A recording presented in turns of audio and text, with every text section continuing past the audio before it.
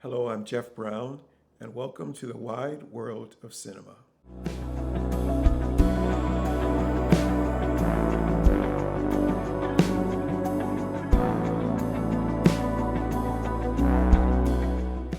Tonight, I want to talk about two films I saw about a week apart.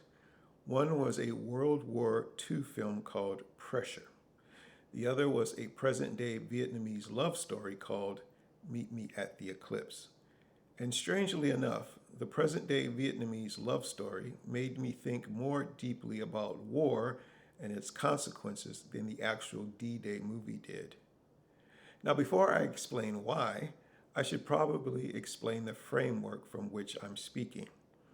I spent 12 years in the military, 4 years in the Air Force as a medic, 8 years in the Army as an attack helicopter pilot.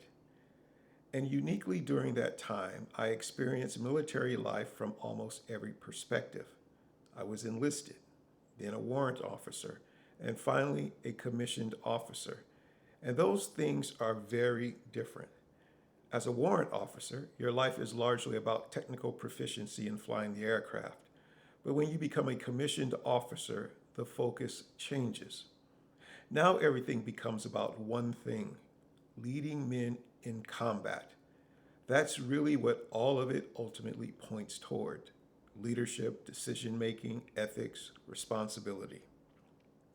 Because war ultimately asks human beings to do something completely against their self interest, move toward violence. And somewhere inside all of that exists this thing people sometimes call the burden of command.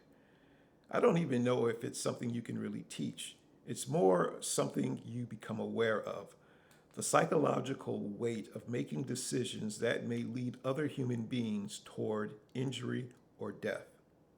Some officers carry that weight heavier than others. But once you become aware that it exists, once you feel it, you cannot unfeel it. And by way of example, I think one of the clearest cinematic depictions of the burden of command is in We Were Soldiers. There's a scene where Mel Gibson's character, Lieutenant Colonel Hal Moore, is addressing his troops before deployment. But what makes the scene powerful is that the soldiers' wives and children are there too. Everybody understands what's about to happen, and he tells them, "So let us understand the situation.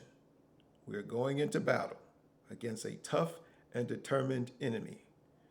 I cannot promise you that I will bring you all home alive, but this I swear, for you and before Almighty God, that when we go into battle, I will be the first to step onto the battlefield, and I will be the last to step off, and I will leave no man behind, dead or alive.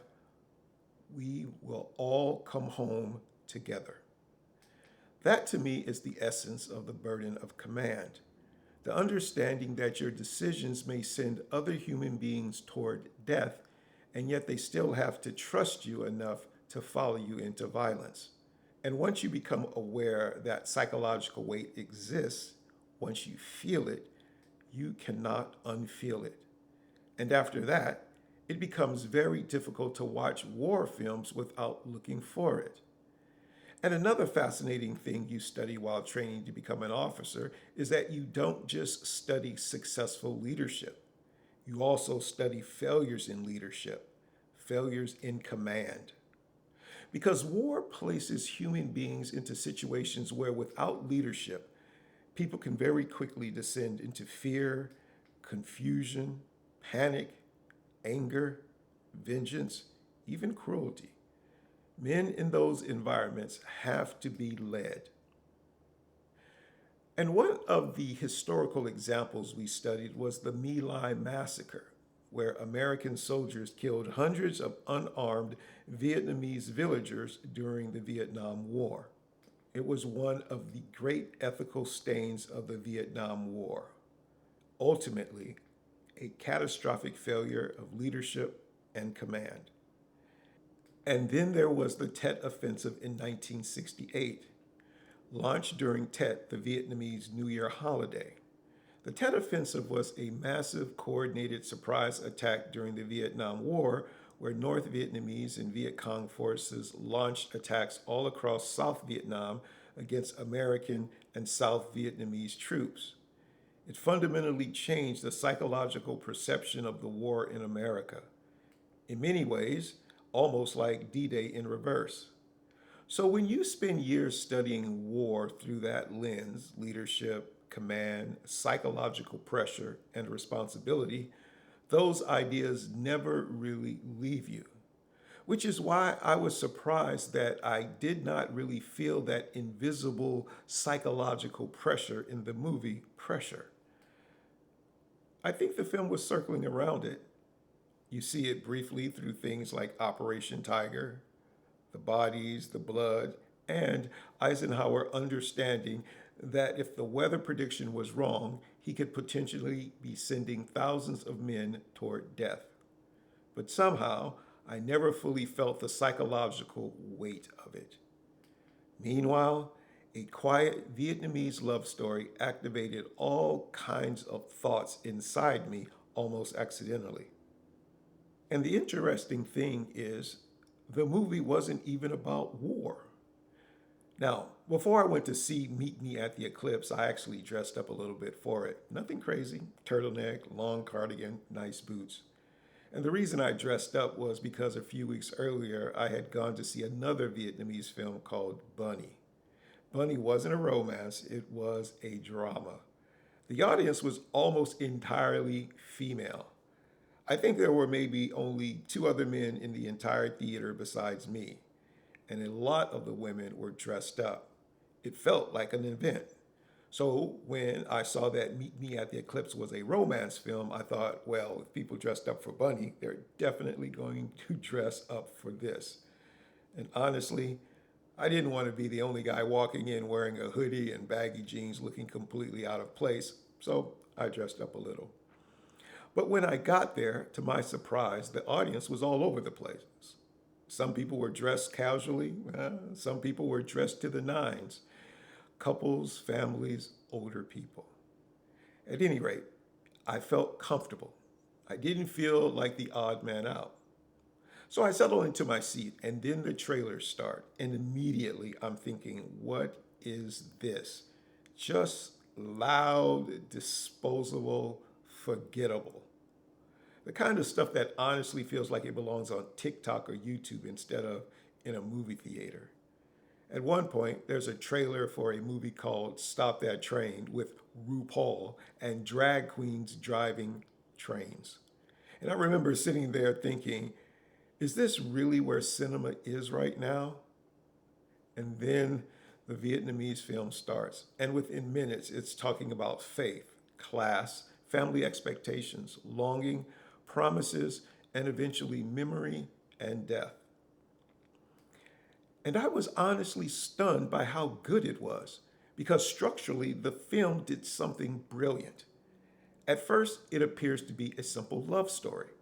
A young woman falls in love with a journeyman electrician, but her mother disapproves.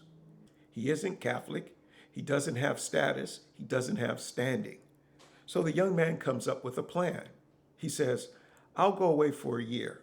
I'll become certified, I'll come back, and then your mother will accept me. And the entire emotional tension of the story becomes built around one thing, a promise. I'll come back. And then the film quietly transforms. Without announcing it, without telling you what it's doing, what you thought was a love story suddenly becomes something else entirely, almost like a ghost story in reverse. Because later we discover the young man had actually died years earlier. The woman had unknowingly spent time with a memory, with a presence, with love itself lingering beyond death. And suddenly the entire first half of the movie changes meaning retroactively, and it was done beautifully. But what fascinated me most was not even the ghost story reveal, it was the promise. Because while I was sitting there watching this young man promise, I'll come back in a year, my mind drifted somewhere else entirely. I started imagining a Vietnam War story. What if this young man wasn't leaving for electrician training? What if this was Vietnam in the 1960s? What if 6 months after making that promise, he suddenly finds himself pulled into war? A young man just trying to build a future, provide for his family, keep a promise. And suddenly, history crashes into life. And then my mind went even further. What if he's on the North Vietnamese side? What if the Americans become the distant approaching force in his story? And suddenly, this quiet love story started making me think about war in a way the actual war movie hadn't. And later in the movie, somebody casually mentions Tet, not the Tet Offensive, Tet the holiday, a Vietnamese New Year celebration. The characters were asking the young man, "Will you be back by Tet?" Just an ordinary question. But the second I heard the word Tet, my mind immediately jumped to the Tet Offensive in 1968, not because the movie was about war, but because all that military history and officer training was already living inside me. That one word triggered something, and then suddenly I became aware of the older Vietnamese man sitting beside me in the theater. I had been sitting next to him for almost an hour already without thinking anything about it. He was just another moviegoer. But after hearing Tet, I suddenly realized this man beside me had lived through all of it. I knew he was older than me. I was born in 1966, which means he was alive when Malcolm X was assassinated in 1965, when the Supreme Court said black and white Americans could legally marry in 1967, when Dr. King was assassinated in 1968, and when the Tet Offensive exploded across Vietnam in 1968, catching the Americans by surprise, in many ways similar to D-Day in reverse. All of that compressed into one human lifetime. And then another realization hit me while watching the film. I think one of the reasons these international films have been affecting me so deeply lately is because many of them approach love differently than modern American films. In so many American films, love becomes a race toward physical intimacy, toward sex, toward possession. But in a lot of Vietnamese and Indian films I've been watching lately, love feels more like a race to be seen. Not, do you want me, but do you see me? And there's a scene in Meet Me at the Eclipse where the two characters simply look into each other's eyes. Not seduction, recognition. And honestly, I realized that might be more intimate than most American love scenes. And then I started thinking about all the invisible history ordinary people carry inside them. Because when I went to see Pressure, there were people in the audience considerably older than me, too. White people and black people. People in walkers, people in wheelchairs. And I realized some of these people had lived through the image of black children in Little Rock, Arkansas, being escorted by the National Guard into newly integrated schools, through lynchings, where black Americans were murdered publicly, often without anyone ever being held accountable, through nightly television news showing Southern police officers unleashing dogs on peacefully protesting black Americans who simply wanted a fair shake in this country, through a time when the Supreme Court had to rule that black and white Americans could legally marry.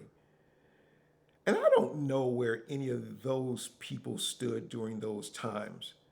They may have been for it, they may have been against it. That's not really the point. The point is, all of that history now lives quietly inside ordinary people.